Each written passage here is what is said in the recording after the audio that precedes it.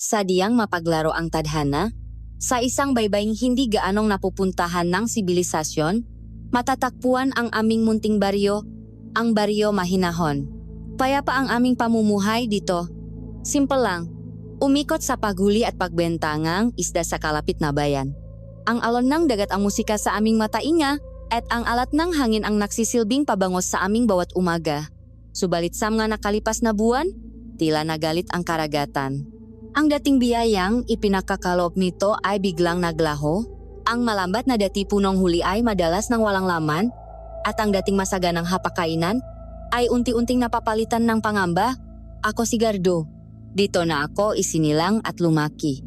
At sa bawat yuktong buhay ko, kasama ko ang aking matalik na kaibigan, si Ben. Hindi kami makapatid sa dugo, pero sa turingan at samahan, higit pa kami sa tunay na pamilya. Pareho kaming nangangarap na makahon sa hirap, na mabigyan ng magandang buhay ang aming nga mahal sa buhay. Ngunit ang nga pangarap na iyon ay tila hinihila pababa ngang bigat ng kahirapan. Ang pagiging makaibigan namin ay lalong nasubok ng makasakit ng maluba ang nanay ni Ben. Kailangan daw itong maoperahan sa lalong madaling panahon. Isang operasyon na nangangailangan ng pera. Isang halaga na kahit isan pa namin ang aming nga kaluluwa ay hinding-hindi namin makakamit. Sa gitna nga ang aming kawalan ng pag-asa, may isang lugar na pilit naming iniwasan. Isang lugar na ipinagbabawal puntahan. Ang talon ng Dalisay. Isang napakaganang talon na nakatago sa kalobluban ng gubat na may malinaw at malamig na tubig. Ngunit sa likod ng ganda nito ay may nakakubling kwento ng lagim. Sabi nga matatanda, ang talon ay pagmamayari ngang isang makapangyarihang diwata na labis na nagagalit sa sinumang manghimasok sa kanyang teritoryo. Ang sinumang mangas na kumuhang kahit ano mula ron, lalo na ang isda, ay makbabayat na ang sarili nilang buhay. Ang takot na ito ay binabantayan at pinalalakas ni Aling Iska, isang matandang babae na nakatira mag-isa malapit sa talon. Kakaiba siya, matalim ang mamata at laging may babala sa kanyang ngalabi. Ang kanyang presensya pa lang ay sapat na para pawiin ang anumang balak ng mga taga-baryo na subukang pasukin ang talon ng Dalisay. Ngunit ang desperasyon ay isang makapangyarihang lason. Gabi-gabi, nakikita ko ang paghihirap sa mamata ni Ben habang pinakmamasdan niya ang kanyang inang unti-unting nanghihina. Ang pagmamahal niya sa kanyang ina ay dahan-dahang tinutulak siya sa isang desisyon na alam kong magiging simula ng isang bangungot. Hindi niya pa sinasabi sa akin pero nararamdaman ko na. Ang kanyang mamata ay madalas na nakatitik sa direksyon ng gubat, sa direksyon kung saan naroon ang talon ng Dalisay. At sa titig na iyon, sa determinasyong nababasa ko sa kanyang mukha, alam kong wala ng atrasan. Isang desisyon na babago sa aming buhay. At sa buong baryo Mahinahon, magpakailanman, isang gabing walang bituin, tanging ang malamlam na sinak lamang ng buwan ang nagsisilbing ilaw sa aming baryo. Nakaupo kami ni Ben sa Pampang, sa paborito naming lugar kung saan tanaw ang dimatina na karagatan, ngunit ang mata niya ay wala sa dagat. Nakatitik ito sa madilim na kagubatan na tila may kung anong hiwagang bumubulong sa kanya. Ilang araw na siyang ganito, tahimik, malalim ang iniisip, at sa bawat pagdaan ng araw, mas lalong lumalalim ang guhit ng pag-alala sa kanyang mukha. Pinutol ko ang katahimikan. Ben, ano ba talaga ang iniisip mo? Sabihin mo sa akin, baka makatulong ako. Dahan-dahan siyang lumingon sa akin at sa unang pakakataon, nakita ko sa kanyang mamata ang isang bagay na mas matindi pa sa lungkot. Isang nakbabagang determinasyon. Pupunta ako sa talon ng Dalisay. Gardo, sabi niya sa isang tinik na mahinang ngunit puno ang kapasyahan. Mangingisda, ako doon. Ang masalitang iyon ay parang kulok na yumanik sa aking buong pagkatao. Nababalik ka na ba? Halos pabulong kong sagot. Ben, alam mo ang nga kwento. Alam mo kung anong mayroon doon. Kamatayan ang naghihintay sa sinumang mangahas na pumasok doon. Ngumisi siya, isang ngising walang bahit ng saya. Makwento lang yon, Gardo. Panakot sa mga bata. Panakot ng mga matatanda para solohin nila ang lugar. Paano kung hindi totoo? Paano kung sa talon na iyon naroon ang sagot sa problema natin? At paano kung totoo? Git ko, tumataas na ang boses. Naalala mo ba ang kwento ni Mang Taban? Ang mangingisdang naglaya malapit sa bukanang ilo na papunta sa talon? Natakbuhan na lang ang bangka niyang basak pero ang katawan niya Hindi na nakita kailanman. At si Aling Iska, sa tingin mo ba nakbibiro lang siya sa kanyang mababala? Hindi mo ba nakikita ang mamata niya, Ben? Parang laging may alam, parang laging nakbabantay. Hindi siya ordinaryong matanda. Tumayo si Ben at humarap sa akin. Ang kanyang makamao ay nakakuyom. At anong gusto mong gawin ko, Gardo? Umupo dito gabi-gabi at panorin ang dagat na walang may bigay sa atin? Umuwi sa bahay at pakingan ang bawat pag-ubo at pagdaing ni nanay? Alam mo ba kung gaano kasakit na makita siyang nahihirapan?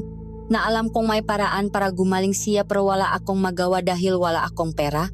Nagsimulang mamasa ang kanyang nga mata. Araw-araw, sinasabi ng doktor na kailangan na siyang maoperahan. Araw-araw, lalo siyang nanghihina. Wala na tayong panahon.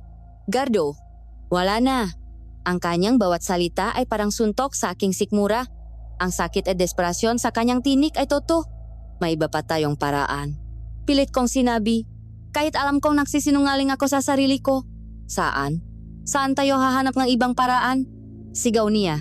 Ang kanyang boses ay nagpapagulong-gulong sa katahimikan ng gabi. Magnakaw? Mamalimos?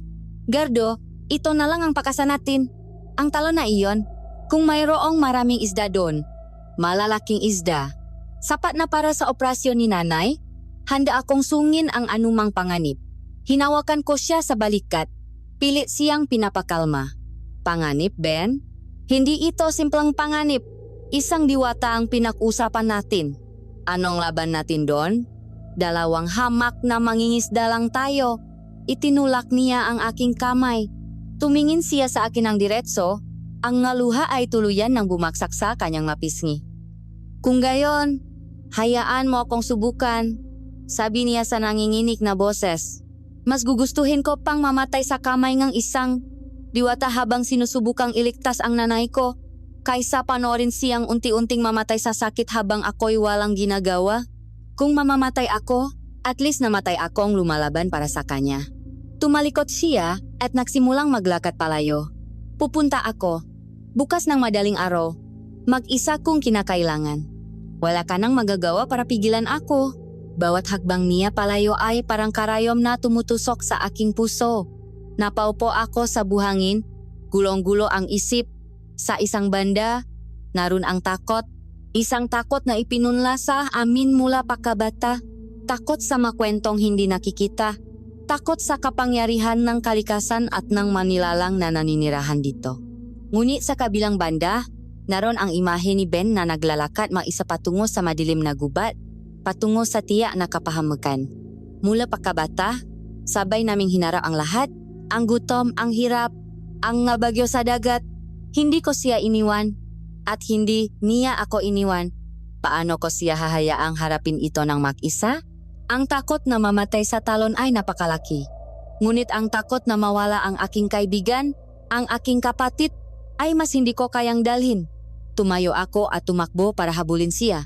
Hinawakan ko ang kanyang braso. Sandali, sabi ko, humihingal.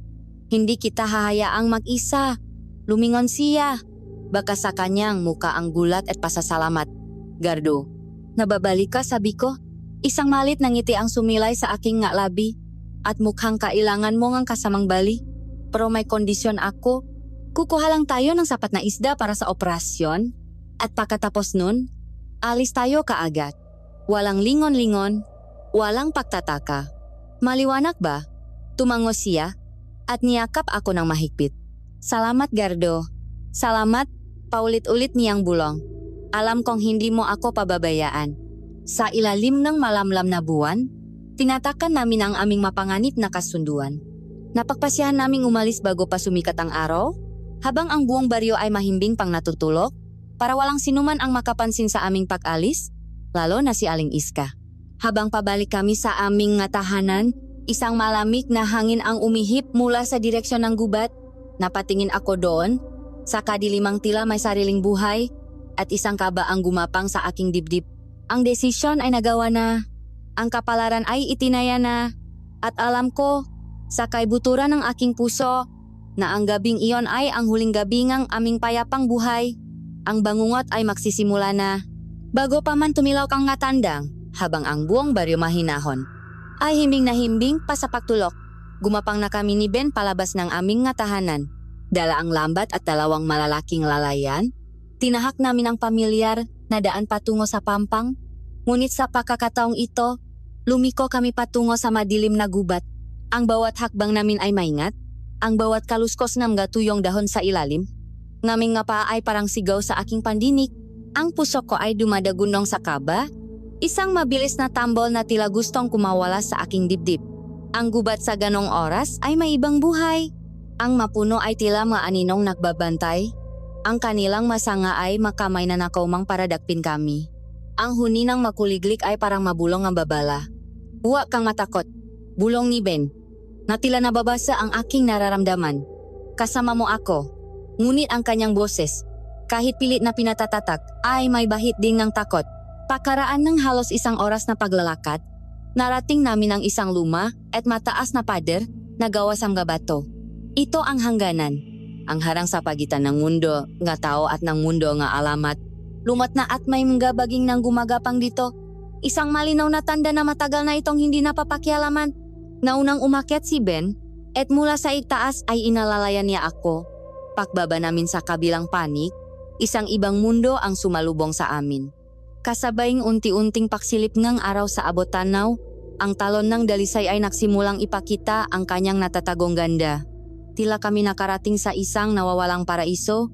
Ang tubig na bumabagsak mula sa itaas ay parang isang puting kurtina na kumikinang sa unang sinak ng umaga. Ang lawa sa ibaba nito ay napakalinaw. Kitang-kita ang bawat bato sa ilalim.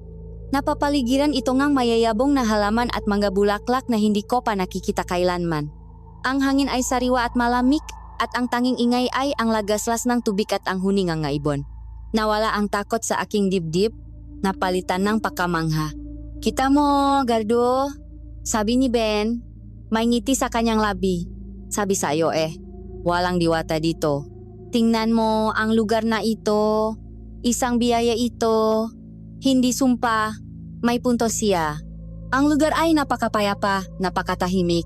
Mahirap isipin na may isang nilalang na punong galit na nagbabantay dito. Bago namin inihagis ang lambat, nakita kong pumikit si Ben at bumulong ng isang maikling dasal. Hindi ko narinig ang lahat, pero narinig ko ang salitang, Panginoon, patawarin niyo po kami sa aming kapangahasan. Para po ito kay nanay. Hindi ako nagsalita. Ang sarili kong dasal ay nanatili sa aking isipan. Isang tahimik na pagsusumamo na sana'y ligtas kaming makabalik. Sabay naming inihagis ang malaking lambat sa pinakamalalim na bahaging lawa. Lumubog ito sa tubig at naghintay kami, ngunit ang paghihintay ay hindi nagtagal. Halos ilang segundo pa lang ang nakalipas, biglang bumigat ang lambat. Isang bigat na hindi normal. Ano to? Gulat na tanong ni Ben. Gardo, tulungan mo ako? Mabilis akong lumapit at hinawakan ang kabilang dulo ng lambat. Sabay naming hinila, ngunit tila may kung anong malakas na puwersa ang humihila dito pababa. Ang aming mapa ay dumudulas sa mabatong basa. Ang aming mabraso ay nangangawit sa bigat. Hilahin mo pa. Sigaw ni Ben. Ang kanyang muka ay namumula na sa hirap. Huwag kang bibitaw, Gardo. Malapit na. Naipon kaming lahat ng aming lakas para sa isang huling hila. Sa wakas, dahan-dahang umahon ang lambat mula sa tubig. At ang aming nga matain ng laki, sa di makapaniwalang tanawin. Ang lambat ay punong-puno, umapaw sa mga isda, ngunit hindi sila ordinaryong isda. Sila ay madambuhalang isda. Mas malalaki pa sa manahuhuli namin sa buong buhay namin. Ang kanilang nga kaliskis ay kumikinang na parang mahiya sa sikat ng araw may kulay pilak, ginto, at ang iba'y tila bahagari. Iba't ibang uri na ngayon lang namin nakita. Napabitaw kami sa lambat at napatingin sa isa't isa, hindi makapagsalita. Ang katahimikan ay binasak ng malakas na halahat ni Ben. Isang halahat na puno ng saya, ng ginhawa, at ng tagumpay. Dinampot niya ang isang isdang kulay ginto, na halos kasing laki ng kanyang braso, at itinaas ito na parang isang tropeo. Gardo, tingnan mo ito, sigaw niya, habang ang ngaluhaang kagalakan ay sunot-sunot na bumabagsak mula sa kanyang mamata. Nakaligtas na si Nanay, Gardo, maliligtas na siya. May pampaupra na tayo sa kanya. Ang kagalakan niya ay nakakahawa. Ang lahat ng aking takot at pag-alinlangan ay naglaho na parang bula. Niyakap ko ang aking kaibigan. Dun, sa gitna ngang ipinakbabawal na paraiso, naglundagan kami sa tuwa na parang mabata. Ang bigat na matagal na naming pinapasan ang kahirapan, ang kawalan ng pag-asa, ang sakit ng ina ni Ben ay tila sabay-sabay na nawala. Dali-dali naming pinuno ang aming ngalalagyan. Kahit puno na, ang maisda sa lambat ay parang hindi nababawasan. Kumuha lang kaming sapat, ayon sa aming kasunduan. Habang isinasalin namin ang huling isda, hindi ko maiwasang mapatingin muli sa paligid. Ang talon ay payapa pa rin, ang araw ay mas mataas na, at ang buong lugar ay naliligo sa ginintuang liwanag. Ang lahat ay perpekto. Ngunit habang paalis na kami, isang malamig na kaisipan ang biglang pumasok sa aking utak. Napakadali. Lahat ng ito ay napakadali. Mula sa pagpasok namin hanggang sa paguling ng isdang ito, tila isinubo na lang sa amin ang biyaya. Masyadong perpekto, masyadong madali. Ipinaksawalang bahala ko ang kaisipang iyon at sinabing dala lang siguro ang pagot. Ngayon, ang mahalaga ay ang tagumpay na dala namin. Ngunit habang tinatalikuran namin ang talon ng dalisay, hindi ko namalayan na isang anino ang gumalaw sa likod ng bumabagsak na tubig. Isang pares ng matang matagal nang nakmamasit sa amin. Ang Himalay, aming nakamtan. Ang kapalit nito ay hindi pa namin alam. Dala ang mabibigat na lalagyan, maingat kaming bumalik sa baryo. Ang sikat ng araw ay nagsisimula ng tumama sa mga bubongang bahay at ang aming munting komunidad ay unti-unti nang nagigising. Ang pagod sa aming makatawan ay hindi namin alintana sapagkat ito'y nababalot ng di mapantayang kagalakan at pag-asa. Sa unang pagkakataon sa loob ng maraming buwan, gumaan ang aming mapuso. Pagdating namin sa Talipapa, ang palengke sa Pampang, nagsisimula palang maglatak ng paninda ang mga tao.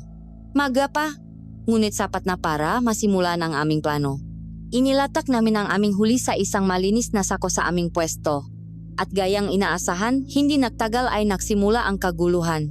Unang napansin ng isang alay ang aming maisda. Naku po, anong klaseng nga isda? Yan, sigaw niya. Naagaw pansin sa makalapit na pwesto. Sunod-sunod na naglapitan ang ngataw. Ang kanilang nga mata ay nanalaki sa pagkamangha. Ang nabulungan ay naging malakas na usapan. Saan niyo ito nahuli? Maiho, ang lalaki. At tingnan ninyo ang mga kaliskis. Kumikinang na parang pilak. Tanong ni Mang Karding, isa sa mga suki namin. Ngumiti si Ben, isang ngiting pilit naming ginawang natural. Swerte lang po, Mang Karding. Akala nga po namin wala na kaming mahuhuli nang bigla na lang silang lumitaw malapit sa amin. Biyaya po siguro ngang Diyos. Sumang-ayon ang mga tao na ang swerte ay pumanik na sa wakas sa aming dalawa. Hindi na sila nagtanong pa. Ang kanilang atensyon ay naubos sa pagpili ng maisda. Nagunahan sila, nagtutulakan, bawat isa'y gustong makakuhang pinakamalaki. Ang aming paninda ay parang ginto na pinag-agawan. Wala pang isang oras, naubos ang lahat. Lahat. Ang dalawang malalaking lalagyan na puno ng isda ay ngayoy walang laman. Ang tanging natira ay ang makapal na bungkos ng para sa kamay ni Ben. Binilang niya ito sa harap ko. Nanginginik ang kanyang nakamay sa tuwa. Umabot ito sa 8,000 piso. Higit pa sa sapat para sa operasyon. Gardo, hati tayo, sabi niya, iniabot sa akin ang kalahating ang pera. Kapatid kita, kasama kita sa hirap at ginhawa. Ngumiti ako at dahan-dahang itinulak pabalik ang kanyang kamay. Sayo na yan lahat, Ben. Para kay Tia yan, hindi para sa akin, sabi ko. Huwag kang mag-alala sa akin. Isda na lang ang sa akin. Ang makita lang siyang gumaling at makitang muli ang ngiti sa mukha mo. Sapat na yon na bayad para sa akin. Nagyakapan kami at naramdaman ko ang bigat ng pasasalamat sa kanyang mabisik. Ang tagumpay ay ganap. Umuwi ako sa aming maliit na bahay na may ngiti sa labi. Nagiwalay na rin kami ni Ben. Siya ay didiretso sa bayan para ibigay ang pera sa doktor at ischedule ang operasyon. Ako naman, inihanda ko na ang aking parte sa isda. Magluluto ako ng masarap na pananghalian, isang selebrasyon para sa biyayang aming natanggap. Inilabas ko ang isang malaking isdang kulay pilak. Hinugasan ko ito at inilagay sa sangkalan. Habang kinakaliskisan ko ito, napansin kong kakaiba ang pakiramdam. Ang laman nito ay masyadong matigas, masyadong buhay. Ipinagsawalang bahala ko ito. Sinimulan kong hiwain ang tiyan nito gamit ang matalim na kutsilyo. Inilabas ko ang hasang at ang nabituka. Nilinis kong mabuti ang loop. Ngunit nang ilalagay ko na sana ito sa palanggana, isang bagay ang nangyari na nagpatindig sa lahat ng balahibo ko. Ang isda, kahit wala ng lamang loop at hasang, ay biglang kumawak. Nakpagulong-gulong ito sa sangkalan. Ang bibig nito ay bumubuka sara na tila humihingi ng hangin. Napaatras ako sa gulat at takot. Anong? Impossible. Baka namamalikmata lang ako. O baka ito'y yung tinatawag nilang muscle spasms lang. Dinampot ko ulit ang isda at hinawakan ng mahigpit. Ngunit mas lalo itong napumiglas, may lakas na hindi ko inaasahan. Binitiwan ko ito at bumaksak ito sa sahig, kung saan ito'y patuloy na tumatalon-talon na parang bagong huli. Ang kagalakang naramdaman ko kanina ay biglang naglaho, napalitan ng isang malamig na takot. Dinampot ko ang isa pang isda, mas maliit, na may kulay bahagari. Inulit ko ang proseso, mas mabilis sa pagkakataong ito, at ganun din ang nangyari. Kahit gutay-gutay na ang loop, buhay na buhay pa rin ito. Dito na ako nagsimulang manginig. Ang nga kwento tungkol sa talon ng dalisay, ang nababala ni Aling Iska, ang masyadong madali na pahuli namin, lahat ay bumalik sa aking isipan na parang isang malakas na alon. Hindi ito biyaya. Isa itong patibong. Dali-dali akong tumakbo palabas ng bahay. Dala ang isang isdang patuloy na kumakawak at tinungo ang bahay ni Ben.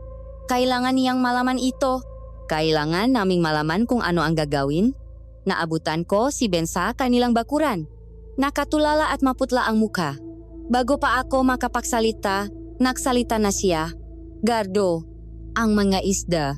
Alam ko, sabi ko, ipinakita sa kanya ang hawak ko. Hindi sila namamatay. Tingnan mo. Tumingin siya sa isda. Ngunit ang kanyang muha ay hindi nakpakita ng gulat, kundi ngang mas matining takot. Mas malala pa riyan ang nangyari sa amin. Gardo, sabi niya sa nanginginig na boses. Iniwan ko ang maisda sa kusina para sabihin kay nanay ang magandang balita. Pagbalik ko, nawawala ang ilan. Anong nawawala? Nawawala? Naglaho. At nakita ko pa ang isa, Gardo. Nakita ko mismo. Tumatalon ito sa sahig, kahit walang tubig. Papunta sa direksyon ng pinto na parang gusto nitong tumakas. Sa napatingin kaming dalawa sa isdang hawak ko. Nasa mga sandaling iyon ay tumigil na sa paggalaw ngunit alam naming buhay pa rin. Ang katotohanan ay sumampal sa amin ng buong lakas. Ang nga isdang ito ay hindi normal. May dala silang mahika, isang madilim na hiwaga. Ang parang hawak namin, ang parang magliligtas sa nanay ni Ben, ay galing sa isang bagay na hindi namin naiintindihan. Anong gagawin natin? Tanong ko. Ang aking boses ay halos hindi marinig. Tumingin si Ben sa paligid. Tinitiyak na walang nakakarinig. Kahit anong mangyari. Sabi niya nang may diin. Walang makakaalam. Walang sinuman ang pwedeng makaalam kung saan natin ito nakuha. Ibabaon natin ang nanatirang isda at kakalimutan natin ang nangyaring ito. Magdadasal tayo na walang masamang mangyari. Tumango ako. Ngunit ang takot ay hindi nawala. Ang biyayang aming natanggap ay may kalakip na sumpa. At ang pinakamasaklap sa lahat, ang sumpang iyon ay naibenta na namin. At ngayon ay nasa hapag-kainan ng aming nga kababaryo. Lumipas ang 2 araw na tila isang panaginip. Ang operasyon ng nanay ni Ben ay nai-schedule na. Ang mabigat na bakal na matagal nang nakadagan sa aming mabalikat ay sa wakas ay naalis na. Sinubukan naming kalimutan ang makakaibang nangyari. Ang maisdang hindi namamatay, ang maisdang naglalaho. Pilit naming kinumbinsi ang aming masarili na iyon ay isang kakaibang kababalahan lamang. Isang maliit na kapalit para sa himalang aming natanggap. Maingat naming ibinaon sa likod bahay ang mga natitirang isda at ipinangako sa isa't isa na hindi na namin iyon babanggitin pa kailanman. Ngunit ang lihim, gaano man kalalim ibaon, ay may sariling paraan para sumibol muli. Nung una, nagsimula ito sa masimpleng papuri. Habang naglalakad ako sa palengke, tinawag ako ni Aling Nena, isang matandang bumili ng pinakamalaking isda. Gardo, iho. Sabi niya, abotay nga ang ngiti. Diyos ko, kailan ulit kayo makakaroon ng ganoong isda? Napakasarap. Hindi ko makalimutan ang lasa. Parang hindi isda ang kinain ko. Iho, parang pangarap. Nagpasalamat ako at ngumiti. Ngunit may isang malamig na kurot akong naramdaman sa aking tiyan. Kinabukasan, mas marami nang lumapit sa amin ni Ben. Ben, Gardo, ang isda ninyo, walang katulad. Sabi nga isang mangingisda. Mula nang matikman ko yon, parang nawala ng lasa ang lahat ng huli ko. Ang nga anak ko, ayaw ng kumain ng gulay? Sabi naman ng isang ina, ang isda ninyo lang daw ang gusto. Ang salitang masarap ay paulit-ulit naming narinig. Ngunit habang tumatagal, ang tono ng pagsasabi nito ay nag-iba. Mula sa simpleng papuri, ito'y naging isang pakiusap. Mula sa pakiusap, ito'y naging isang desperadong hiling. Ang mangiti sa kanilang nga mukha ay napalitan ng isang kakaibang pakasabik. Ang kanilang nga mata, kapag pinag-usapan ang isda, ay tila nagliliwanag sa isang hindi natural na paraan. Nagsimula kaming umiwas. Sa tuwing may makakasalubong kami, lumiliko kaming daan. Ngunit hindi namin sila matatakasan. Isang hapon, habang nag-ayos kami ng aming sirang lambat, isang grupo nga kababaryo namin ang lumapit. Pinangungunahan sila ni Mang Karding. Gardo, Ben, sabi niya, ang kanyang boses ay seryoso. Hindi na kami magpapaligoy-ligoy pa. Kailangan namin ng isdang yon. Wala na po, Mang Karding, mabilis na sagot ni Ben. Sinabi na po namin sa inyo, isang beses lang po yon. Swerte lang. Huwag niyo kaming gawing tanga, sabi ngang isang lalaki mula sa likuran. Alam naming may alam kayo. Simula nang makakain kami ng isdang yon, wala nang ibang pagkain ang tumatama sa aming panlasa. Nagugutom kami, maiho. Isang gutom na hindi mapawi. Tumingin ako sa kanilang mamuka. Sila'y aming makaibigan, makapitbahay. Ngunit ngayon, para silang madayuhan, ang kanilang mamata ay nakatutok sa amin, punong isang gutom na halos nakakatakot. May bahagyang panginginig sa kanilang makamay. Ang ilan ay bahagyang naglaway. Pakiusap, sabi ni Mang Karding. Ang kanyang boses ay nagiging desperado na. Sabihin niyo na sa amin kung saan. Babayaran namin kayo kahit doblehin niyo pa ang presyo. Kahit ano, ibibigay namin. Umiling lang kami ni Ben. Wala nang masabi. Ang aming kasinungalingan ay parang isang manipis na pader na anumang oras ay guguho. Tumalikot sila puno ng pagkadismaya at galit. Nang gabing iyon, nakita kami ni Ben sa aming takpuan. Ang saya ng mga nakaraang araw ay tuluyan ng naglaw. Anong gagawin natin, Gado? Tanong ni Ben. Ang kanyang boses ay puno ng takot. Para silang mauhaw na hindi mapainom. Nakikita mo ba ang mamata nila? May mali. May sobrang mali. Hindi lang yon, Ben? Sagot ko. Sa tingin ko. May kung anong nasa isda na pumasok sa kanila. Tayo ang may gawa nito. Tayo ang nagbigay sa kanilang lason na ito. Ang katotohanan ng iyon ay napakabigat. Hindi na ito tungkol sa isang sikreto. Ito'y tungkol sa isang salot na kami ang nagpakawala.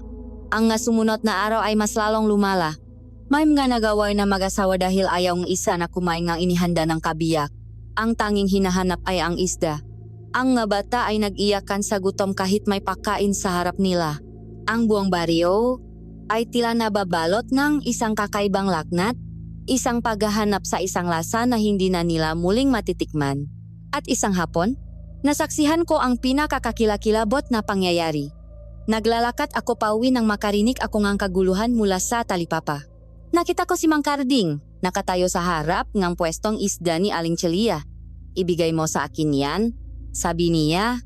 Nakaturo sa isang sariwang tilapia na gumagalaw-galaw pa. Hindi pwede, Karding. Bayaran mo muna. Sagot ng matanda. Ngunit si Mang Karding ay tila wala sa sarili.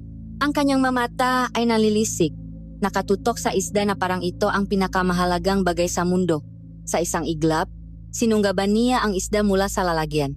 Nagulat ang lahat. At sa harap ng maraming tao, itinaas ni Mang Karding ang isda at kinagat ito. Nang buong-buo. Hilaw. Ang tunog ng panguyan niya sa mga kaliskis at laman ay malinaw na narinig sa gitna ng biglang katahimikan. Dugo ay kaliskis ang dumungis sa kanyang bibig at baba. Ngunit wala siyang pakialam. Ang kanyang mamata ay nakapikit na tila ninanamnam ang bawat sandali.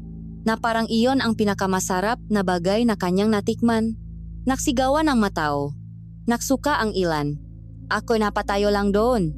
Naninigas sa aking kinatatayuan, ang aking sikmura ay bumaliktad. Ang imahang iyon ang mukha ni Mang Karding na punong dugo at kabaliwan ay nakatatak na sa aking isipan. Tumakbo ako palayo, ngunit hindi ako makatakas sa aking nakita. Ito na ang tunay na mukhang sumpa. Hindi na ito isang simpleng paghahanap. Ito'y isang kabaliwan. Isang sakit na unti-unting kumakain sa katinuan ng aming nga kababaryo. Ang sumpa ay hindi na isang lihim na binabaon sa lupa. Ito'y buhay na, naglalakat, at gutom na gutom. At kami ang napakawala dito. At alam ko, sana kakakilabot na katiyakan na ang pagkagat ni Mang Karding sa hilaw na isda ay simula pa lamang. Isang mas madilim at mas nakakatakot na kabanata ang malapit ng magbukas. Ang insidente ni Mang Karding ay parang isang mitsa na nakpasiklap sa buong baryo. Ang dating payapang komunidad ay napuno ng bulong-bulungan at takot. Ang kwento ng kanyang pag-atake sa hilaw na isda ay kumalat na parang apoy at sa bawat paksasalin, mas lalo itong nagiging kakilakilabot, naging palaysipan sa lahat kung anong kabaliwan ang sumapi sa kanya. Kami naman ni Ben ay parang maninong pilit na nagtatago. Ang bigat na aming kasalanan ay dinadala namin sa bawat paghinga. Ang bawat pares ng matang tumitingin sa amin ay tila ng huhusga, kahit na wala silang alam sa katotohanan. Pakaraan ng isang araw, ang takot ay nakaroon ng bagong mukha. Isang balita ang mabilis na kumalat. Si Ate Salve, isa sa mga unang bumili ng aming isda, ay nawawala. Ayon sa kanyang asawa, hindi na raw ito umuwi mula pa kagabi. Bago ito umalis, paulit-ulit daw nitong binabanggit na naririnig niya ang tawak ng talon at kailangan niyang hanapin ang tunay na isda. Ang masalitang yon ay parang mga pako na bumaon sa aming nga puso ni Ben. Gardo, tinatawa silang sumpa. Bulong sa akin ni Ben nang kami makita. Ang sumpa, pabalik sa pinanggalingan nito. Nagpatawag ng pulong ang kapitan ng baryo. Isang search party ang binuo para hanapin si Ate Salve. Lahat ng kalalakihan ay inutusang sumama. Wala kaming pagpipilian ni Ben kundi ang sumali. Ang pagtanggi ay makmumukhang kahina-hinala. Kaya't naroon kami. Naglalakad kasama ang aming nga kababaryo, nakukunwaring nag-aalala, habang sa luplop namin ay kinakain kami ng matinding pagkabalisa at takot. Alam namin, sa isang sulok ng aming isipan, kung saan hahantong ang paghahanap na ito. Hinati kami sa ilang grupo. Ginalugat namin ang pampang, ang mapalayan, at ang gilid ng kalsada. Ngunit walang bakas ni Ate Salve. Habang papalubok na ang araw, at ang pag-asa ay unti-unti nang nawawala, isang matanda ang nagsalita. Baka naman napatpat siya sa may ilog na papunta sa talon. Ang mungkahi ay nagdulot ng katahimikan sa grupo. Ang takot sa talon ay sariwa pa sa kanilang isipan. Ngunit ang kapitan, na may tungkuling dapat gampanan, ay nagsabing, kailangan nating tingnan ang lahat ng lugar. Sama-sama tayo, kaya't ang aming grupo na may mabigat na kalooban ay nagsimulang tahakin ang daan patungo sa ipinagbabawal na lugar. Habang papalapit kami, papalakas ng papalakas ang tunong ng lagaslas ng tubig. Ang dating tunok na para sa amin ay himala. Ngayon ay parang isang ugong ng kamatayan. Ang hangin ay tila mas lalong lumamig. Ang mapuno ay mas lalong nakmukhang nakakatakot. At doon, sa pampang ilog, ilang metro lang mula sa lawang talon, isang lalaki ang sumiga. Diyos ko! Si Salve! Nagtakbuhan kami lahat patungo sa direksyon ng siga. At nasaksihan namin ang isang tanawing. Hinding-hindi na mawawala sa aming alaala. Nakalutang sa mababaw na bahagi ng tubig ang katawan ni Ate Salve. Ang kanyang madamit ay basang-basa. Ang kanyang buhok ay nakakalat sa tubig na parang itim na damo. Ngunit ang pinakanakakakilabot sa lahat ay ang ekspresyon sa kanyang muha. Wala itong bakas ng takot o paghihirap. Nakangiti ito, isang payapang ngiti, na tila sa wakas ay natakpuan niya ang isang bagay na matagal na niyang hinahanap. Naksigawan ang ilan. Ang ibai, napayak. Maingat na hinilang nga lalaki ang kanyang katawan papunta sa tuyong lupa. Walang sugat, walang senyales ng panlalaban. Ang sabi nga pitan nalunot daw. Ngunit alam ng lahat na hindi iyon ordinaryong pagkalunot. Ang diwata, sigaw ng isang matanda nanginginig ang boses. Sinabi ko na sa inyo, Nagalit na siya ng tuluyan. Kinuha niya si Salve bilang parusa. Ang masalitang iyon ay sinang-ayunan ng iba. Ang takot ay naging lagim. Ang alamat ay naging katotohanan sa kanilang mamata. Ang talon ng dalisay ay hindi na isang lugar ng hiwaga. Ito na ay isang lugar ng kamatayan. At sa gitnang kanilang pakakagulo, isang anino ang lumitaw mula sa pagitan ng nga puno. Si Aling Iska, tumayo siya sa isang mataas na bato, nakatingin sa aming lahat na nasa ibaba. Ang kanyang muka ay walang emosyon, ngunit ang kanyang nga mata ay nagliliyab. Pinagsabihan ko na kayo, sabi niya sa isang boses na malamig at matalim, na tumago sa ingay ng mataw at ng talon. Binalaan ko kayong lahat. Huwag pakialaman ang hindi sa inyo, huwag gisingin ang nananahimik. Tumingin siya sa katawan ni Ate Salve. Iyan ang kabayaran sa inyong katigasan ng ulo. Ngunit huwag kayong maakala na dito na ito magtatapos. Ito ay simula pa lamang ang kanyang galit. Marami pang susunod hanggat hindi na ibabalik ang katahimikan sa kanyang tahanan.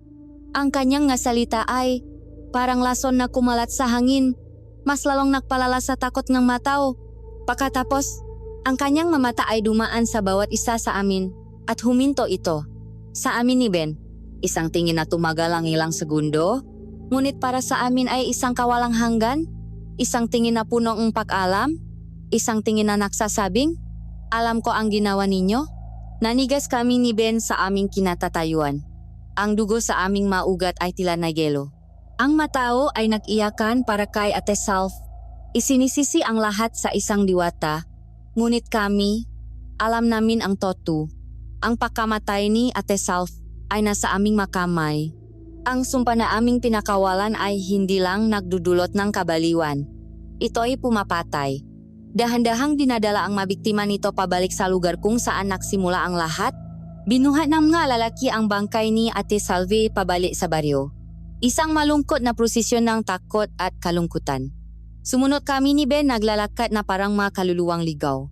Ang bigat sa aming dibdib ay hindi na kayang sukatin. Hindi na ito simpleng kasinungalingan. Buhay na ang kapalit. Habang papalayo kami, lumingon ako at nakita ko si Aling Iska. Nakatayo pa rin sa bato. Pinakmamasdan kami. At sa isang saglit, sa gitna ng kadiliman, nakita ko ang isang bagay sa kanyang ngalabi na hindi nakitang iba. Isang bahagyang ngiti. Isang ngiting malupit at puno ng tagumpay. Ang libing ni Ate Salve ay naiwan ng isang malalim na sugat sa aming baryo.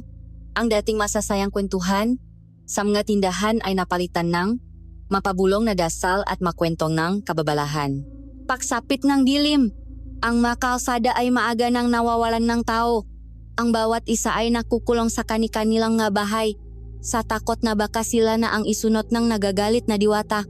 Ang talon ng dalisay ay naging isang pangalan na hindi na binabanggit, isang lugar na binura sa isipan ng lahat dahil sa takot. Kami ni Ben ay mistulang nga bangkay na naglalakad. Ang bigat ng kasalanan ay parang malaking bato na nakapasan sa aming malikot. Bawat tunong ang kampanang simbahan, bawat pagiyak na aming naririnig, ay parang isang direktang akusasyon sa amin. Isang hapon habang abala kami sa pag-ayos ng aming bangka sa Pampang, isang anino ang tumabon sa amin. Si Mang Karding. Ang itsura niya ay malayo na sa baliw na imaheng nakatatak sa aking isipan.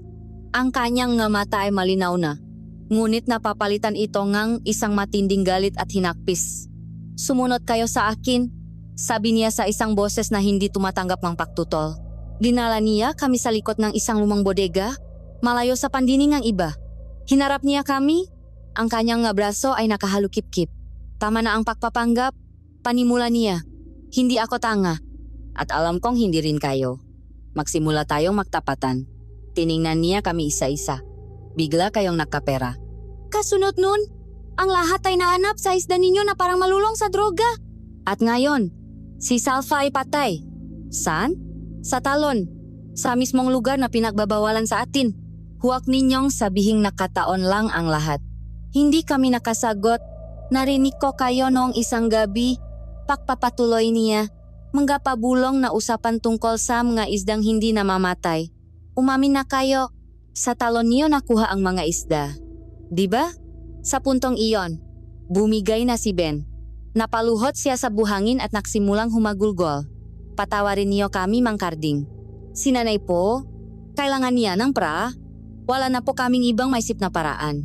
Dun, sa ilalim ng papalubok na araw, isinalaysay namin ang lahat.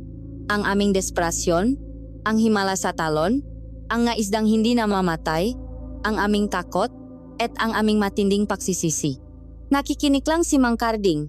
Ang kanyang muha ay unti-unting nakbago, ang galit ay naroon pa rin, ngunit nahaluan na ito ng awa at pagkaunawa. Nang matapos kami, isang malalim na buntong hininga ang pinakawalan niya. Dahil sa inyo, sabi niya, ang asawa ko ay parang laging balisa, laging nahanap ngang hindi niya maintindihan. Dahil sa inyo, ang kaibigan naming si Salva ay wala na. Napakalaki ng kasalanan ninyo. Akala namin ay isusumbong na niya kami, ngunit umiling siya. Hindi ko sasabihin sa iba. Sa ngayon, magkakagulo lang lalo. Ituturing kayong masalot at baka kung ano pa ang gawin sa inyo. Pero ito, ang tatandaan ninyo, pananagutan niyo ito, tayong tatlo. Kailangan nating humanap ng paraan para itama ang pagkakamaling ito bago pa may mamatay ulit. Ang kanyang nga salita ay hindi nakbigay ngang ginhawa. Bakus ay isang mas mabigat na responsibilidad. May kakampi na kami sa aming lihim. Ngunit ang lihim na iyon ay mas lalong naging mapanganib. Lumipas ang ilang araw pananahimik na punong tensyon. At sa gitnang pagluluksang ng baryo, isang bangka ang dumaong sa aming pampang, isang dayo, isang babaeng hindi pamilyar ang muka. Maganda siya, sa isang paraan na simple at hindi magarbo. Mahaba ang kanyang buhok at ang kanyang mata ay tila laging nakmamasid, laging nag-isip. Dala niya ang isang baklamang at ang kanyang nakilos ay mahinahon at may kumpiyansa. Isang bagay na kakaiba sa gitna ng takot na bumabalot sa amin. Nagpakilala siya bilang si Elara. Umupa siyang isang maliit na kwarto sa bahayang kapitan. Ang pagdating ng isang dayo sa ganoong panahon ay isang malaking kaganapan. Ang mga tao ay nagtataka. Ang ilan ay naghihinala. Ngunit si Elara ay tila hindi nababahala sa mga tingin na ipinupukol sa kanya. Ang mas nakapagtataka ay ang kanyang matanong. Imbes na matakot sa kwento ng diwata, mas lalo siyang naging interesado. Ngunit ang kanyang tanong ay iba. Kinausap niya ang naapektuhan ng sumpa at napansin kong hindi niya tinatanong kung nakakatakot ba ang diwata. Ang tanong niya ay mas tiyak, ano po ang eksaktong lasa ng isda? Malinamnam ba o may konting tamis? At ang namatay po, ano po ang huli nilang sinasabi? Minsan, nakita ko siyang nakikipausap sa asawa ni Ate Salva at narinig ko ang kanyang tanong, bukod po sa talon, may iba pa po ba siyang kinatatakutan? Si Aling Iska po? Madalas po ba siyang bumababa dito sa baryo? Isang hapon, nag-isa akong nag-aayos ng lambat sa pampang. Nang lapitan niya ako, ikaw si Gardo, di ba? Sabi niya, ang kanyang boses ay malumanay. Isa sa mga nakahuling ng maswerteng isda. Ang paggamit niya sa salitang maswerte ay may bahit ng panunuya. Napatango lang ako. Biglang kinabahan. Nakakausap ko ang mataga-baryo. Pagpapatuloy niya, tinititigan ako ng diretso sa mata. Sabi nila, ang isdang iyon ay may kakaibang kapangyarihan. Parang, nang aakit. Naramdaman niyo rin ba iyon noong hinuhuli ninyo? Ang tanong niya ay masyadong matalino, masyadong direkta. Pakiramdam ko ay nakikita niya ang lahat ng tinatago ko. Hindi. Puton lang naman. Nautal kong sagot. Swerte lang talaga. Ngumiti siya. Isang maliit na ngiti na hindi umabot sa kanyang nga mata. Kung gayon, napakaswerte niyo nga. Tumalikot na siya at naglakad palayo. Iwan akong tulala at pinagpapawisan ng malamig. Mabilis akong tumakbo para hanapin si Ben. Ikinuwento ko sa kanya ang tungkol kay Elara. Ang mundo naming ay mas lalong sumisikip. Naipit kami sa pagitan ng sumpang unti-anting pumapatay sa aming mga kababaryo, sa nagbabantang katahimikan ni Mang Karding, at ngayon, sa mga matatalas na tanong ng isang misteryosong dayo. Hindi na lang ang diwata o si Aling Iska ang aming kinatatakutan. May bago ng nakmamasit. At hindi ko alam kung ano ang mas nakakatakot. Ang sumpang alam na namin o ang babaeng ito na hindi namin alam ang tunay na pakay. Ang katahimikan sa baryo Mahinahon ay tuluyan ng binasak ng sunod-sunod na kamatayan. Pakaraan ng 2 araw mula nang matakpuan si Ate Salve, 2 pang bangkay ang natakpuan sa talon ng Dalisay, si Mang Lito, isang mangingisda, at si Belen, isang dalagang ina. Pareho silang kabilang sam nga nakakain ng isda. Parehong may ngiti sa kanilang ngalabi. Ang pagluluksa ay naging isang kolektibong lagim. Ang takot ay naging isang sakit na gumagapang sa bawat sulok ng aming baryo. Hindi na ito tungkol sa isang diwata na nagpaparusa. Para sa kanila, ito na ay isang digmaan. Ang mga tao ay naktipon sa plaza sa harap ng barangay hall. Ang kanilang mamuka ay punong pihati na mabilis na nagiging galit. Nagahanap silang kasagutan, nagahanap silang masisisi. Naroon kami ni Ben, nakatayo sa isang sulok, pilit na hindi nagpapahalata. Ngunit ramdam namin ang bawat titik, ang bawat bulong. Ang hangin ay mabigat, puno ang tensyon na malapit ng sumabog. At sa gitnang kaguluhan, dumating si Aling Iska. Naglalakat siya sa gitnang nga tao, at ang matao ay kusang tumatabi na parang nagbibigay daan sa isang reyna. Walang imik siyang umakyat sa maliit na entablado sa harap ng barangay hall. Tumahimik ang lahat. Ang tanging maririnig ay ang kanilang mamabibigat na paginga at ang malayong ugong ng dagat. Nakikita ko ang takot sa inyong mga mata, panimula ni Aling Iska. Ang kanyang boses, bagamat matanda, ay malakas at malinaw. Nakikita ko ang inyong galit, at tama lang na maramdaman ninyo yan. Huminga siya ng malalim. Ang kanyang nga mata ay parang matatalim na punyal na tumitingin sa bawat isa sa amin. Ang diwata ng talon ng Dalisay ay matagal na nanahimik. Ilang henerasyon na siyang hindi gumagambala, sapagkat iginagalang natin ang kanyang tahanan. Ngunit ang kapayapaang iyon ay sinira. Itinaas niya ang kanyang nanginginik na daliri. Ang diwata ay hindi kumikilos ng walang dahilan. May gumambala sa kanya. May pumasok sa kanyang sagradong lugar at naknakaw sa kanyang maalaga. May nakdalang sumpa dito sa ating baryo. Hindi pa niya kami pinapangalanan. Ngunit ang bawat salita niya ay parang isang martilyo na pumupukpok sa aming madibdib. Ang sumpa ay hindi basta-basta lumitaw. Sigaw niya, "May nakdala nito dito." 2 taong puno ng kasakiman na inuna ang kanilang pansariling interes kaysa sa kapakanan ng buong baryo. Sila ang dahilan kung bakit nagluluksa tayo ngayon. Doon na sumabo ang damdamin ng tao. Isang babae, ang kapatid ni Mang Lito, ang unang sumigaw habang nakaturo sa amin. Sila Gardo at Ben. Sila lang ang biglang nakapera. Sila ang nagbentas sa amin ng kakaibang isda. Pagkatapos nun, nagsimula ang lahat ng ito. Ang kanyang akusasyon ay parang isang kidlat na gumuhit sa kalangitan. Lahat ng nga mata ay bumaling sa amin. Sa isang iglap, ang dating mapalakaibigang mukha ng aming makapitbahay ay naging mamaskarang ang galit. Ang kanilang pihati ay nahanap ng paglalabasan. At kami ang kanilang nakita. Nga salot, sigaw ng isa. Mamamatay tao! Sigaw ng isa pa. Ang plaza ay naging isang korte at ang hatol ay naibigay na. Kami ang may sala. Dahil sa inyo, patay ang asawa ko. Sigaw ng biyudo ni Belen. Lumuluha sa galit. Ibalik ninyo sila sa amin? Mademonyo kayo! Napaligiran na kami.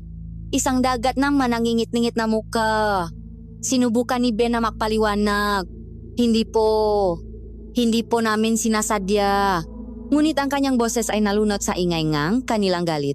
Sinubukan ng kapitan na umawat. Mga kababayan, kumalang kayo. Pakinggan muna natin sila. Ngunit walang narinig sa kanya. Ang galit ng mga tao ay parang isang dambuhalang alon na hindi na mapipigilan. At nagsimula na ito, isang maliit na bato ang tumama sa aking balikat. Napaiktat ako sa sakit at gulat. Sinundan itong isang bulok na kamatis na sumabo sa mukha ni Ben. At pagkatapos nun, sunod-sunod na. Bato, putik, matira-tirang gulay. Umula ng galit mula sa lahat ng direksyon. Nakayakapan kami ni Ben. Pilit na pinoprotektahan ang aming nga ulo habang tinitiis ang bawat hampas at bawat masasakit na salitang ibinabato sa amin. Matraidor! Dapat sa inyo ang mamatay sa talon. Sa isang sulok ng aking mamata, nakita ko si Mang Karding. Nakatayo sa gitna ng tao. Ang kanyang mukha ay punong pag-alinlangan. Takot na ipagtanggol kami. Nakita ko rin si Elara sa di kalayuan. Nakatayo sa ilalim ng isang puno, hindi umaawat, ngunit pinagmamasdan ang lahat. Ang kanyang mukha ay seryoso at tila nag-analisa. Alam kong hindi kami makatakas sa kamatayan kung mananatili kami dito. Takbo, Ben. Sigaw ko. Itinulak namin ang aming nga sarili laban sa mataong humaharang sa amin. Sinipa kami, sinuntok, sinabunutan. Ngunit sa tulong ng adrenalin at purong takot, nakalusot kami. Tumakbo kami na walang lingon-lingon. Ang nasiga at sumpang aming makababaryo ay humahabol sa amin na parang magutom na aso. Dumiretso kami sa aking bahay at mabilis na isinara at hinarangan ang pinto. Maya-maya lang, narinig namin sila. Nasa labas na sila ng bahay ko. Narinig namin. Ang pagtamangang gabato sa aming dingding nayari sa kawayan at sa aming bubong nayari sa yero. Lumabas kayo diyan, mga duwag. Harapin ninyo ang parusa ninyo. Nakaupo kami ni Ben sa sahi. Sa gitna nga diliman, makayakap nangingini sa takot. Ang bahay na dati aming kanungan ay naging aming kulungan. Kami nga dayuhan na sa aming sariling baryo. Ang galit ng diwata ay isang kwento. Ngunit ang galit ng baryo, ito'y totu at ito'y nasa labas ng aming pinto. Naghihintay na kami lapain. At sa gabing iyon, naintindihan ko na may magabagay na mas nakakatakot pa kaysa sa mahalimaw sa alamat. At iyon ay ang halimaw na kayang lumabas mula sa puso nga taong kinaingang takot at pihati. Ilang araw kaming nakulong sa aking bahay. Ang aming munting tahanan ay naging aming bilangguan at kanlungan. Sa labas, ang galit ng baryo ay unti-unting napalitan ng isang nakakakilabot na katahimikan. Ngunit ang katahimikang iyon ay mas masahol pa. Ramdam namin ang kanilang mga mata, ang kanilang pahuhusga. Ang pakay namin ay paubos na. Ngunit ang gutom sa aming nga sikmura ay walang-wala kumpara sa gutom ng takot at pagsisisi na unti-anting kumakain sa aming katinuan. Sa loob ng aming kulungan, ang tensyon sa pagitan namin ni Ben ay tila isang lubid na malapit ng mapatit. Ang aming pakakaibigan, na sinubok ng kahirapan, ay ngayon naman sinusubok ng kasalanan. Nagsimula ito sa isang pabulong na pagsisisimula kay Ben.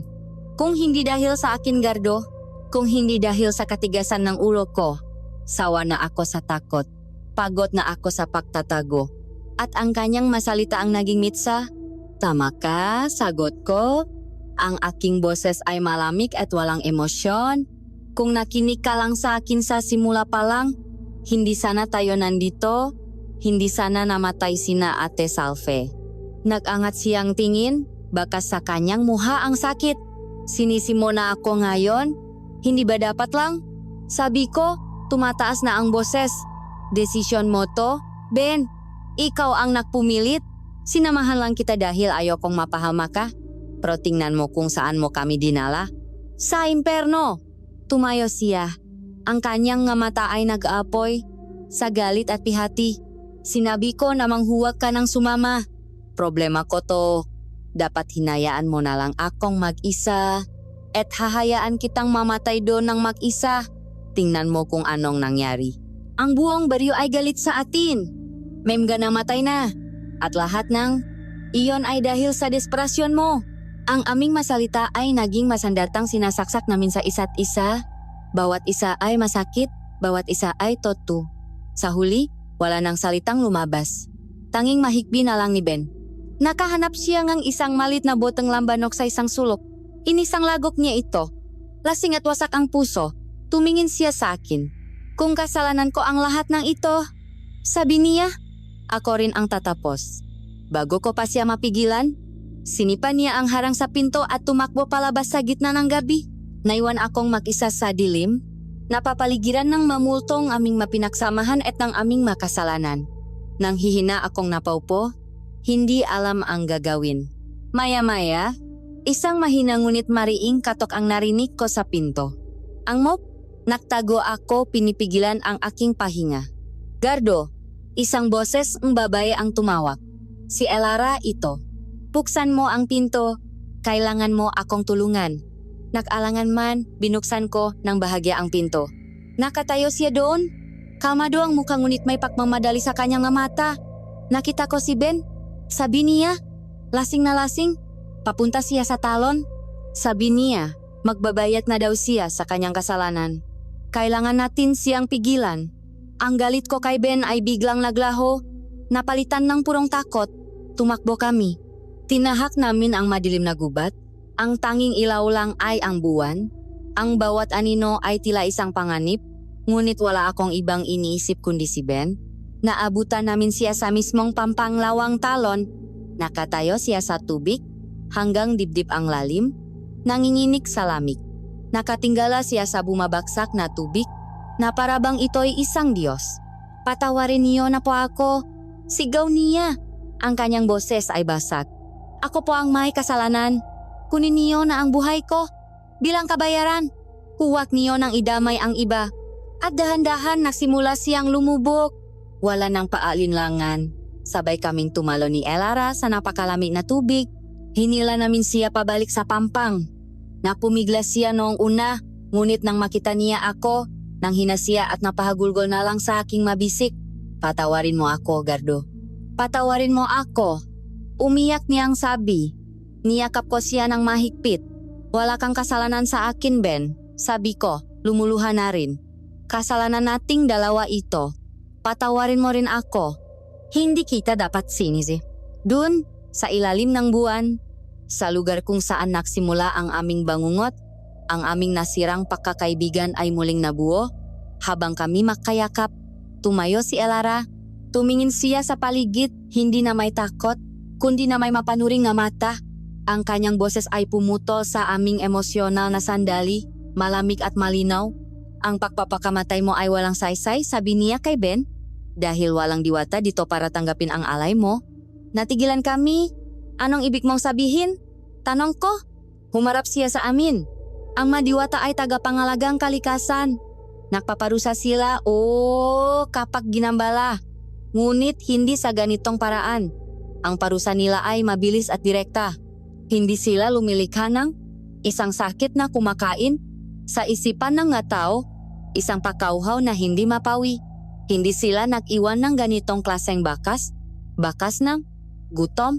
Tumingin siya sa madilim na tubig. Ang nararamdaman ko dito ay iba. Isang bagay na mandaragit, isang bagay na naninila. Ang namatay ay hindi pinarusahan. Sila ay inakit, tinawag pabalik dito para maging pakain. May isang bagay sa isdang iyon na tumawag sa kanila. Ang kanyang nga salita ay nakdulot ng kilabot sa aking buong katawan. Ang tawag dito sa amin, pagpapatuloy niya. Ang kanyang boses ay mas bumaba, ay gawain ng isang aswang.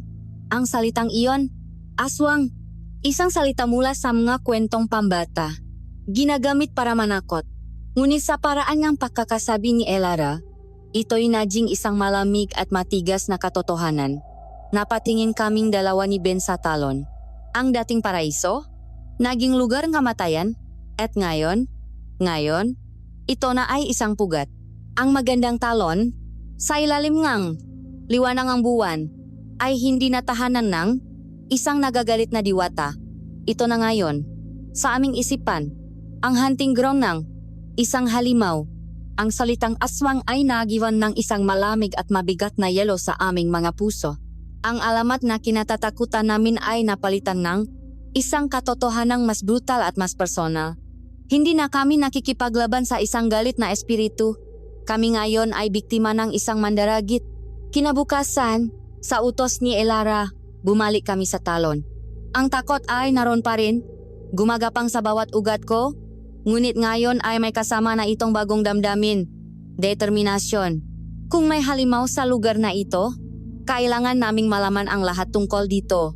Kailangan naming labanan. Ang talon sa umaga ay maganda pa rin.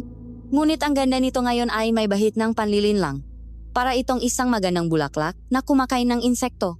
Habang kami ni Ben ay mahigpit na nakahawa sa aming maita, si Elara naman ay kalmadong nakmamasid sa paligid. Ang kanyang mga mata ay matalas. Bawat detalye ay kanyang sinusuri. Tingnan ninyo, sabi niya, itinuturo ang mapuno sa paligid ng lawa. Napansin niyo ba? Walang mapugat ng ibon, walang huni, ang mga insekto, kakaunti. Sa lugar na may ganitong karaming tubig at halaman, dapat ay puno ito ng buhay. Ngunit dito, tila may kinatatakutan ang kalikasan. Tama siya. Ang katahimikan ng lugar ay hindi payapa. Ito'y isang katahimikang dulot ng takot.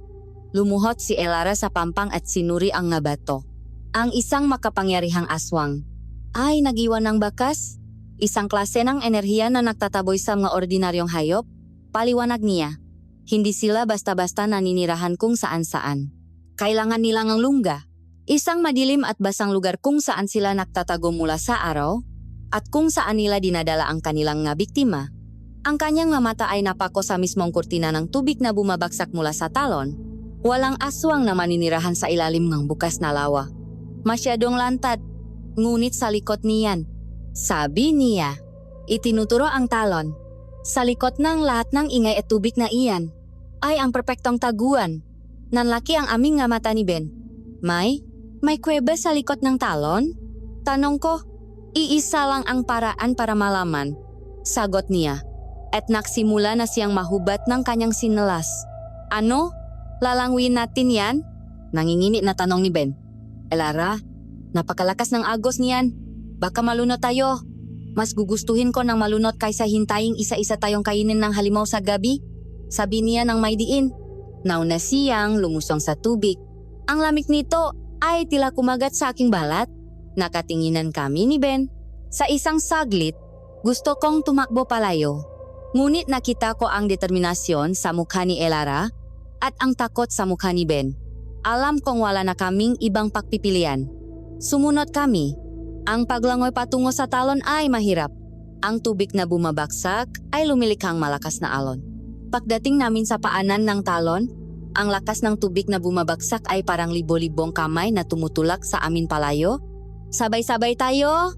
Sigaw ni Elara. Huminga kami ng malalim at sabay-sabay na sumuong sa kurtina ng tubig. Ang pakiramdam ay parang nilalamon kami ng buo. Ang ingay ay nakakabingi.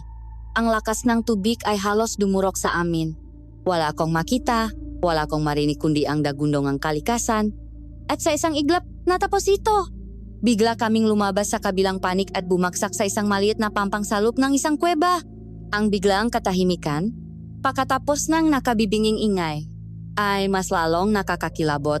Nasa loob kami nga isang yungip na nakatago sa likod ng talon, madilim at mamasa-masa. Ang tanging liwanag ay nanggagaling sa sinang araw na tumatagos sa tubig sa aming likuran, lumilikang nga gumagalaw na anino sa madingding ng kuweba. At ang amoy lumot, amoy putik, at may amoy kalawang na dugo. Isang amoy na nagpabaliktad sa aking sikmura. Kumuha si Elarang isang malit na gasera mula sa kanyang supot na hindi nababasa. Nang sindihan niya ito, ang liwanag ay nagpakita ng katotohanan ng lugar. Ang sahig ay puno ng tinik at kaliskis ng isda. At sa isang sulok, nakita namin ang isang bunton ng mabuto. Karamihan ay buto ng hayop, ngunit sa gitna nito, nakita ko ang isang bagay na pamilyar at nakapangilabot. Isang piraso ng damit, ang damit na suot ni Mang Lito noong huli siyang makita. Napasuka si Ben. Ito nga ang lungga, ang pugat na aswang. Habang nakatitik kami sa mga buto, isang tunok ang aming narinig mula sa pasukan ng kuweba. Isang maliit na bato ang gumulong. Mabilis kaming lumingon, itinaas ang aming maitak.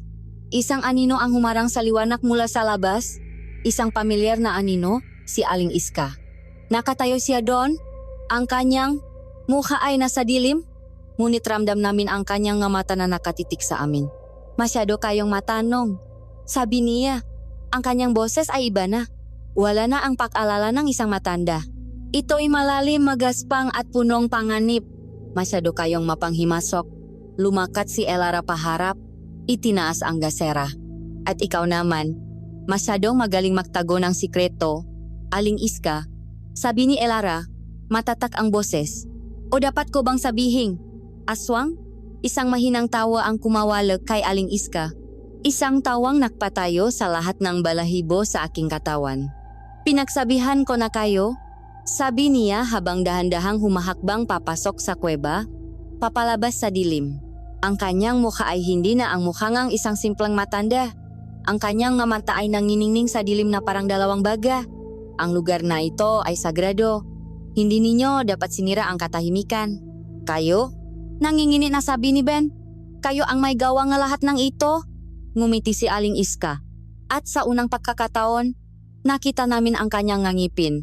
Hindi sila normal. sila'y matutulis. Ang sinumang makatuklas sa lihim, ngang yungip na ito. Sabi niya, ang kanyang ngiti ay lumapat, ay nagiging bahagi na rin ng yungip. Ang kanyang nasalita ay isang hatol ng kamatayan. Doon kami, nakulong sa loob ng pugat ng halimaw. Kasama ang tagapagbantay nito na humaharang sa aming nag-isang labasan. Ang dagundong ng talon sa aming likuran ay parang dagundong ng isang dambuhalang hayop. Naghihintay na kami ay lamunin. Ang nga salita ni Aling Iska ay isang hatol. Isang pader na humarang sa aming pagitan ng kaligtasan. Habang dahan-dahan siyang humahakbang papalapit sa amin sa loob ng madilim na kuweba, ang tanging naririnig ko lang ay ang malakas na kabok ng aking dibdib at ang dagundong ng talon sa aming likuran. Itinaas namin ang aming nga itak, masandatang walang-wala laban sa isang halimaw na nabuhay sa alamat. Ngunit bago pa man siya makalapit, isang sigaw ang umaling-aungaw mula sa labas.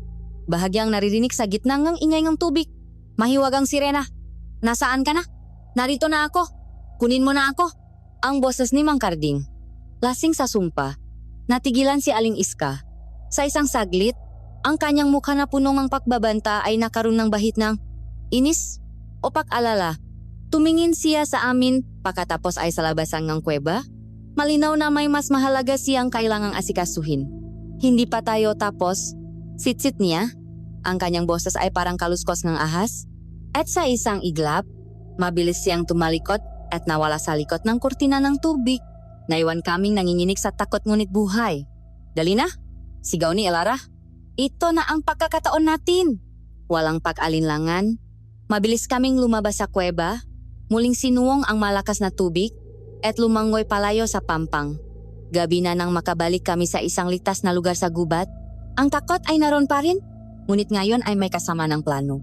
Si Elara, sa gitna ng aming pakatulala, ay naging isang tunay na leader. Ngayon, alam na natin ang katotohanan, sabi niya. Ang kanyang boses ay kalmado ngunit may diin. Ang aking lolo ay isang batikang manggagamot. Buong buhay niya ay nilaan niya sa pahlipol nga nilalang na tulad ni Aling Iska. Nakarating sa amin ang balita tungkol sa isang baryong isinumpeng diwata. Ngunit ang madetalye ang pagkauhaw sa isda ang pakabali hindi ito gawain ng diwata. Kaya ako ipinadala dito. Binuksan niya ang kanyang supot. Sa liwanag ng buwan, ipinakita niya sa amin ang laman nito. Isang supot ng magaspang na asin na hinaluan ng dinurok na bawang. Isang maliit na prasko ng benditadong tubig. Isang matalim na balisong na may kakaibang mga ukit sa puluhan. At isang maikli ngunit mabigat na pamalo na gawa sa maitim at makintap na kahoy. Ito ay kahoy na manunggal, paliwanag niya. Nakakasunog ito sa balat ng aswang. Ang asin at bawang ay magpapahina sa kanila. Gagamitin natin ang lahat ng ito. Tumingin siya sa amin ni Ben. Gardo, ikaw ang pinakamalakas. Sa iyo ang pamalong ito. Ben, ikaw ang mas mabilis. Sa iyo ang supot ng asin at bawang. Kailangan nating iligtas si Mang Karding. At kailangan nating tapusin ang maginang aswang ngayong gabi. Ang gabi ang kanilang oras. Ang gabi rin ang magiging katapusan nila. Bumalik kami sa talon. Ngunit ngayon, hindi na kami mga biktima. Kami na ang mga aso. Ang lugar sa gabi ay mas nakakatakot ng sandaang beses. Ang liwanag ng buwan ay lumilikhang nga nakapanlilin lang na anino. Ang tunog ng talon ay parang isang mabangis na hayop na umungo. Naktago kami sa mga halaman at nakmanman. At doon nakita namin ang kakilakilabot na ritual. Si Mang Karding ay nasa gitnang lawa hanggang baywang ang tubig. Nakatinggala sa buwan at patuloy na sumisigaw ng kanyang walang saysay na panawagan. Sa pampang, nakatayo si Aling Iska. Ang kanyang mabraso ay nakaunat na parang nakaalay. May binibikas siya sa isang lengguaheng hindi namin maintindihan. Isang sinaunang wika na nakpadala ng kilabot sa aming buong katawan. Pagkatapos ng ilang sandali, ang tubig sa harap ni Mang Karding ay nagsimulang kumulo. Dahan-dahan, isang ulo ang umahon. Isang napakagandang babae na may mahabang itim na buhok na lumulutang sa tubig. Ang kanyang muha ay kaakit-akit. Ngumiti siya kay Mang Karding. Ngunit habang siya ay papalapit, ipinakitang liwanag ng buwan ang kanyang tunay na anyo. Ang kanyang mga mata ay walang buhay, purong itim. Ang kanyang balat ay sobrang putla na halos kulay abo. At nang siya ay ngumiti, ang kanyang bibig ay puno ng matutulis ng ngipin na parang makarayom. Sa ilalim ng tubig, nakita namin ang kanyang katawan. Hindi ito katawan ng tao, kundi katawan ng isang dambuhalang isda na may maitim at malangis na kaliskis. Ang kanyang nga kamay ay may pagitan na balat at ang makuko ay mahaba at kulay itim. Siya ang sirena, ang magindara. Anak, narinig naming bulong ni Aling Iska, punong isang balutot na pamamahal. Ngayon na, sigaw ni Elara. Sabay-sabay kaming lumabas mula sa aming pinatataguan. Mabilis na inihagis ni Ben ang isang dakot ng asin at bawang sa tubig sa paligid ng magindara. Sumiri ito at umuso ng tumama sa balat ng halimaw. Isang nakakabinging sigaw ng sakit ang kumawala dito. Kasabay nun, tumakbo ako kasama ang dalawa pang mangingisda na kinausap ni Elara kanina para sagipin si Mang Karding. Hinila namin siya mula sa tubig habang siya ay tulala pa rin. Sumigaw sa galit si Aling Iska. Mga hayop kayo. Paano ninyo nagawang saktan ang anak ko? Sinisira ninyo ang lahat. Sa aming harapan, ang kanyang anyong tao ay natunaw. Ang kanyang katawan ay umunat at nabaluktot. Ang kanyang nga buto ay tumuno habang nagbabago ang porma. Ang kanyang balat ay naging kulay abo at makaliskis. Ang kanyang nga kuko ay humaba at naging nga panaksak. Ang kanyang nga mata ay naging purong pula. Ang dating matanda ay isa ng ganap na aswang. Ang magindara, na si Delina pala, ay gumagapang na ngayon paakyat sa pampang. Ang kanyang buntot ay nawala at naging dalawang paang tao. Ngunit ang makaliskis at ang pangitaas na katawan ay nanatili. Humarap sa amin ang dalawang halimaw. Ang kanilang mamata ay nag-apoy sa galit. Tumayo si Elara sa aming harapan. Itinaas ang kanyang balisong. Sa ngalan ng aking maninuno, ako si Elara. Sigaw niya! Ang kanyang boses ay matatak at punong kapangyarihan. Narito ako para tapusin ang inyong kasamaan at palayain ang baryong ito. Sumugot sila. Ang aswang mula sa lupa at ang magindara mula sa tubig at kami, sa gitna, ay handa nang harapin ang kamatayan o ibigay ito sa kanila. Ang huling laban para sa kaluluwang baryo mahinahon ay nagsimula na. Ang huling laban ay nagsimula sa isang nakabibinging siga. Sumugot si Aling Iska sa lupa. Ang kanyang makuko ay parang mapatalim na handang humiwa. Kasabay nito, si Delina, ang magindara, ay mabilis na gumapang mula sa tubig. Ang kanyang nga matutulis na ngipin ay handang manakmal. Ben ang asin, sigaw ni Elara. Agad na nahagis si Ben nang isang dako ng pinahalong asin at bawang sa daraanan ni Aling Iska. Umasim ang lupa at umusok, at ang aswang ay napaatras. Sumisigaw sa sakit na parang napapaso. Ito ang nagbigay sa amin ng pakakataon. Gardo, ngayon na! Utos ni Elara. Buong lakas kong ipinalo ang pamalong manunggal sa brasong aswang. Isang tunong ng nababasa na buto ang narinig. Kasunod ng isang sigaw ng matinding sakit. Umusok ang kanyang balat kung saan ito tinamaan ng sagradong kahoy. Habang abala kami kay Aling Iska, si Elara naman ay mag-isang sinasalubong si Delina. Ang kanilang laban ay parang isang sayaw ng kamatayan. Ang balisong ni Elara ay kumikislap sa liwanag ng buwan sa bawat pag-atake. Habang si Delina naman ay gumagalaw na parang ahas, umiiwas at sumasalakay gamit ang kanyang nga kuko. Nagalit si Aling Iska. Sa kabila nga niyang injury, mabilis siyang nakabawi at sinugot si Mang Karding. Nabuong tapang na humarang sa kanya. Nakpang-abot sila. Isang laban ngang purong lakas. Ngunit mas malakas ang aswang. Isang malakas na kalmot sa dibdib ang nakpabagsak kay Mang Karding. Nakita iyon ni Ben. Para kay Mang Karding, sigaw niya. At buong tapang na sinugot si Aling Iska, inihagis ang natitirang asin diretso sa mukha nito. Nabulagan ang aswang, sumisigaw at nagpapapadyak. Ito na ang hudyat. Gardo, sigaw ni Elara, nakasalukuyang nakikipagbuno kay Delina. Kahit may sugat sa braso, tumakbo siya palapit sa amin. Sa pagitan naming tatlo, kinorner namin ang bulak na si Aling Iska. Ipinakuko ang kanyang katawan gamit ang pamalo. Habang si Ben naman ay hinawakan ang kanyang napaa. At si Elara, sa isang mabilis at tiyak na saksak, ibinaon ang kanyang balisong sa puso ang aswang. Isang huling, nakakakilabot na sigaw ang kumawala kay Aling Iska, bago ang kanyang katawan ay unti-unting naging abo at tinangay ang hangin, ngunit wala kaming oras para magdiwang. Ang pagkamatay nga, inainakdulot ng sukdulang galit kay Delina. Sumigaw siya, Isang sigaw na hindi sa tao kundi sa isang halimaw, at sinugot kami ng buong baksik. Mas mabilis siya ngayon, mas desperado. Tinulak niya si Ben, kinalmot ako sa binti, at sinunggaban si Elara. Nakpagulong-gulong sila sa pampang, malapit sa tubig. Nakita kong malapit nang makagat ni Delina si Elara sa lik. Dinampot ko ang pamalong manunggal at, sa kabilang sakit sa aking binti, pinalo ko ng buong lakas ang likot ng Magindara. Binitiwan niya si Elara. At sa pagkakataong iyon, mabilis na umikot si Elara at isinaksak ang kanyang balisong sa lalamunan ng halimaw. Walang sigaw na lumabas. Tanging isang mahinang tunog ng pakabulunan habang ang dugo ay bumubulwak. Dahan-dahang bumaksa ang katawan ni Delina, kalahati sa lupa, kalahati sa tubig na dati niyang kaharian, tapos na ang laban. Ang tanging maririnig na lang ay ang aming nga mabibigat na paginga at ang patuloy na lagaslas ng talon na tila hinuhugasan ang lahat ng kasamaan na nangyari. Pagod, sugatan, ngunit buhay, habang sumisikat ang araw. Ang liwanag nito ay parang isang simbolo ng bagong pag-asa.